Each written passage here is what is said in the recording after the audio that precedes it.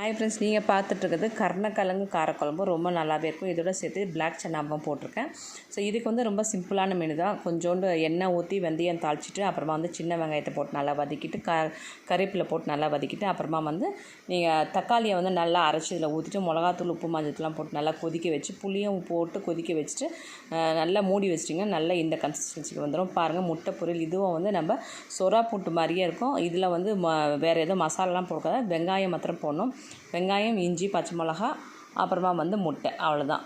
கறிவேப்பிலையும் வேணால் போட்டுக்கலாம். போட்டால் ரெண்டுக்கும் காம்பினேஷன் சூப்பராக இருக்கும். ட்ரை பண்ணி பாருங்கள், உங்கள் வீட்லையும் நல்ல லெவலாக இருக்கும்.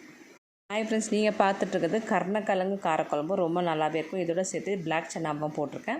ஸோ இதுக்கு ரொம்ப சிம்பிளான மெனு தான். கொஞ்சோண்டு எண்ணெய் ஊற்றி வெந்தயம் தாளிச்சிட்டு அப்புறமா சின்ன வெங்காயத்தை போட்டு நல்லா வதக்கிட்டு கறிவேப்பிலை போட்டு நல்லா வதக்கிட்டு அப்புறமா நீங்கள் தக்காளியை நல்லா அரைச்சி இதில் ஊற்றிட்டு மிளகாத்தூள் உப்பு மஞ்சள்லாம் போட்டு நல்லா கொதிக்க வச்சு புளியும் போட்டு கொதிக்க வச்சுட்டு நல்லா மூடி வச்சிட்டிங்க. நல்லா இந்த கன்சிஸ்டன்சிக்கு வந்துடும். பாருங்கள், முட்டை பொரியல் இதுவும் நம்ம சொரா புட்டு மாதிரியே இருக்கும். இதில் வேறு எதுவும் மசாலாலாம் போடாத, வெங்காயம் மாத்திரம் போடணும்.